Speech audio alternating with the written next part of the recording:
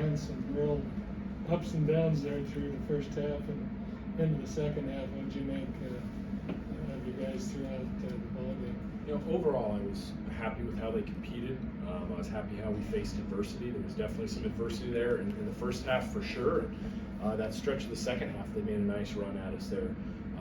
And the guys did a good job. They stuck together. They stuck to the game plan and the things we were talking about in timeouts fairly well. So I was proud of that, especially with the young group. And again, I know people are probably sick of hearing Coach and I talk about it, but it was to be expected a little bit with the youth that we have and so many new guys. It wasn't going to be smooth sailing all the time like that group was honestly last year for long stretches. Obviously they hit some ups and downs, but for the most part it was pretty smooth sailing. And with a young group figuring out how to play together and how to play at this level, I thought we did a fairly decent job. You were there back in 2014 when Shem Karnowski blocked 7 shots in a game that was the school single season record, at least under Coach Few, and Chet had 7 tonight. What's it like to see a guy dominate the paint like that and protect the rim like that?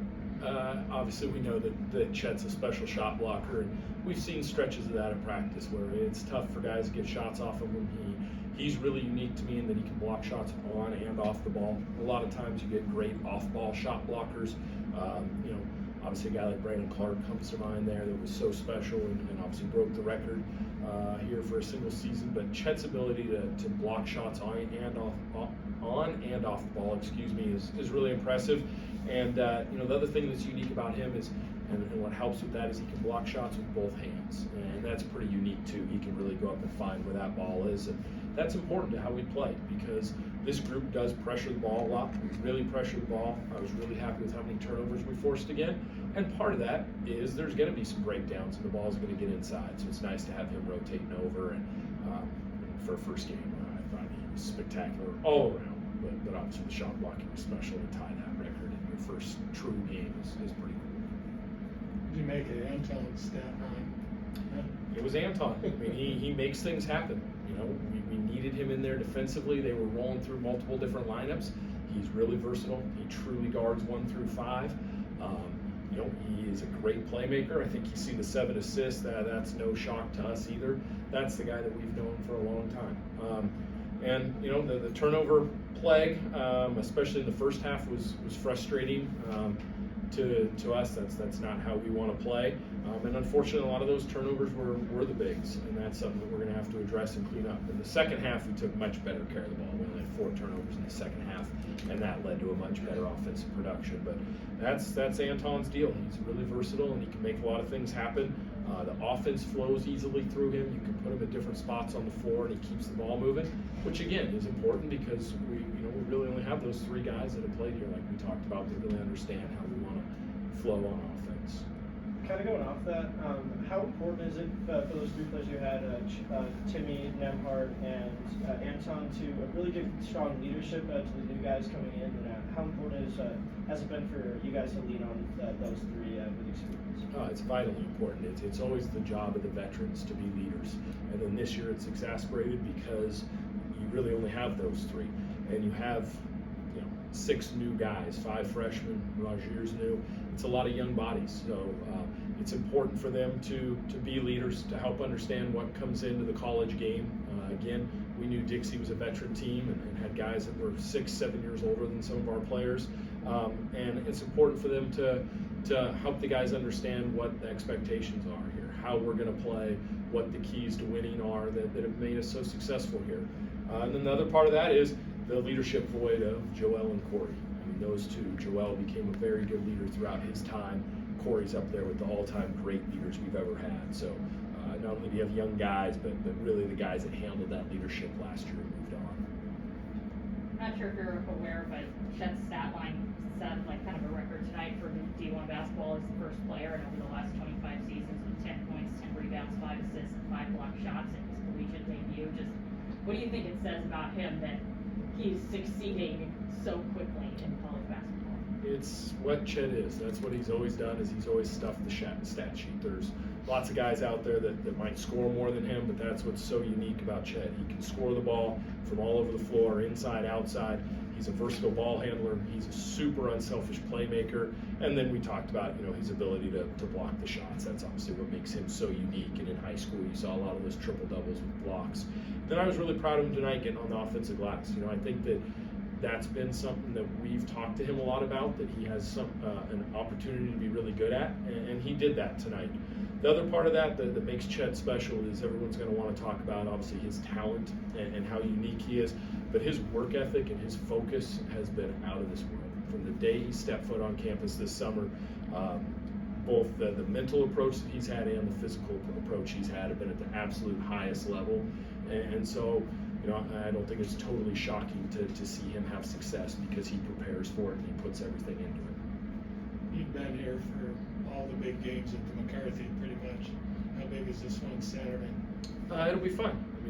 Obviously, when you scheduled Texas, it was a really cool opportunity for both teams, and then they really went up and went out and loaded up. I think I saw a stat the other day, they have almost 10,000 points scored on their roster, and I'm not sure, we're probably at 3,000, I would have to guess. So it's a big experience difference again, and it's a great and proud program that's deservedly so, ranked in the top 5. And obviously we don't get a lot of those coming through here. So I put that up there with any of them that we've had here. Obviously the Carolina was special. You think back to that Michigan State team with Draymond Green. Obviously there's been some great battles here with BYU and St. Mary's over the years. I'm sure there's others I'm forgetting. The UW games are obviously great, but the Texas game is going to be right there at the top with the special ones this building's had. It's had a lot of great ones. How do you turn the page on going towards that game and just compartmentalize this game and focus all your energy towards Texas on Saturday? Yeah, I think it's still early enough in the year that it's a little bit twofold. You got to spend some time on this. Things we did well, things we didn't do well, because after the exhibitions, I talked about how this team needs to make progress. And to make progress, we do have to address some of the things that happened tonight. But like you said, that's that fine line. If you got to improve on the Gonzaga side, and then we have to start preparing for Texas and some of the challenges that they'll bring. So I think over the next few days, we'll be able to get through both of those and do a good job. But definitely us continuing to make progress is vitally important, not just for Saturday, but for the rest of the season. Shot less than 30% from 3 tonight. Are you concerned at all about that, or are you confident that you'll be able to fix? Yeah, I'm confident about that still. Obviously Rozier shot the ball really well. I like the way the ball came off Nolan's hands, Julian's hands. The one Andrew shot in front of me was perfect. I thought early we might have taken some quick ones and some deep ones, and I thought early on that had a bigger issue with our 3-point percentage. I think we made 4 of our last 8 once we kind of settled in and took the ones that we wanted, and that's to be expected. Again, we want to play fast here. We want to play free. That's what we do, and if we're open from 3, we're going to shoot it. And then to their credit, Dixie, again, they play multiple zones. They get in and out of man, and so I think that those were some of the shots that they were trying to get us to take too. So I feel good about this roster, and again, I feel good about how many guys can make threes. And again, just as we get deeper into the season, I think they'll shoot truer to how they are. You guys have to prepare for a team like Texas with all the transfers. Do you have to go back and watch Timmy Allen's film at Utah and Marcus Carr's film at Minnesota and watch all the different film because you don't really have you'll have one game, I guess, if Houston Baptist against this kind of Texas team. But what's it like to prepare for a team with all the new faces? Yeah, it's a lot of moving parts, like you said. They have players that played at multiple different schools, I guess 6 or 7. So you got to watch their individual clips and what they did at those schools. You got to kind of guess a little bit, like you said, how that's going to go into the Texas system.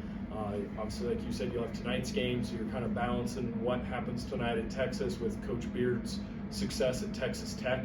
So there is a lot of compilation of film, and that always happens early in the year. These guys tonight hadn't had a game, so we had to fully prepare on what they did last year. They had a couple new bodies that we had to watch from their old school, and then they actually came out and ran a bunch of new stuff tonight. And that was one of the things I was most proud of is our defensive effort. I thought overall was pretty good, but especially when we consider how many new things they threw at us. We just really had to kind of go away from the scout and into our defensive principles. And I thought our guys did a really nice job with that because, again, having not seen any film from this year, it was different than what they were running last year. What have you learned from being head coach the last 3 games? I think probably personally, you know the stress and the pressure that goes on to the head coach, but now I felt it, and that's different. You know, obviously you respect the job that Coach Few does and what goes into having to be the head coach, and kind of have every call be yours, but until you actually feel it, it's different, and there's a wave of emotions. You know, I think sometimes as an assistant, there's still a wave of emotions, but you maybe can ride through it a little better, and I think tonight's game kind of provided all those. There was some good defense to start, there was some really bad offense, we kind of pulled away, and then we let them all the way back into it. I think they cut it to 10 or 12 there in the middle of the second half, then we had the great run again, so it was a little bit of a roller coaster, and you know, it was a great learning experience for me personally, and I'm just happy, you know, that we got the win tonight, because obviously that's the one that matters, is helping these guys with that. Good time for one more question for Coach Michaelson.